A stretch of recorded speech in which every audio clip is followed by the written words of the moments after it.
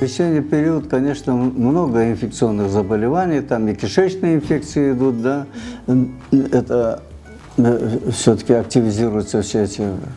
Ну и, естественно, в весенний период и ослабленность организма бывает, да, нехватка витаминов, всяких витаминоз.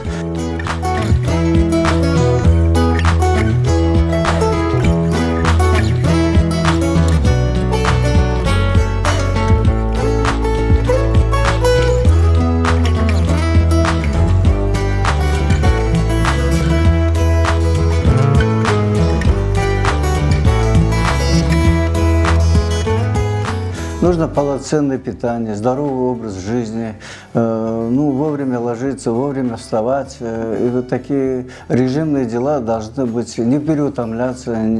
Ну, у нашего народа есть такое, что до изнеможения они работают, да, вот это может привести тоже к снижению иммунитета и понижению заболеваний.